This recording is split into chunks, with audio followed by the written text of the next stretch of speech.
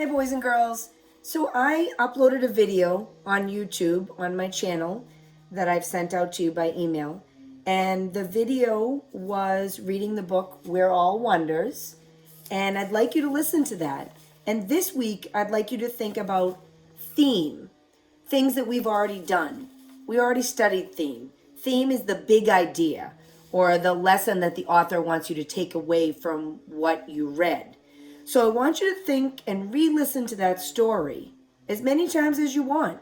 And I want you to identify a few things. You can write them down. You can talk about them at home with your family. You can draw pictures to illustrate what you think about this. So I want you to think about what was the problem or the issue in that story. I also want you to think about what did the character learn by the end of it. What did you learn?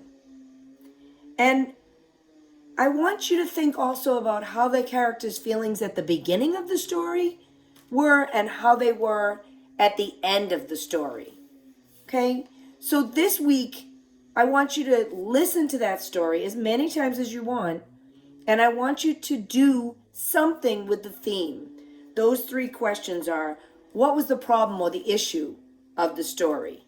What did the characters learn from the story, or the character learn from the story? What did you learn from the story?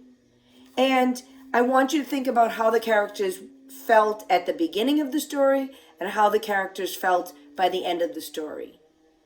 You can draw pictures, you can discuss it at home, you can even videotape yourself discussing it and then rewatch it. So I hope you're staying safe and well. That's something I'd like to see you doing this week. And I'd also like to see you doing, with our math, all review of fractions. See if you can make a fraction sheet like we made at school. We made this at school, and you can remake it at home. Any paper. It could have something on the back of it, and you're just writing on the front. And then you can make a whole, you can make halves, thirds, fourths, fifths, sixths, and eighths. You can color them in. You can cut them out. I want you to work on this week showing me what's equal to each other in fractions. Make equivalent fractions. Maybe you can show me a whole bunch of different equivalent fractions. Okay, remember what you've learned already and just keep practicing it. I'd also like to see if you can make a circle.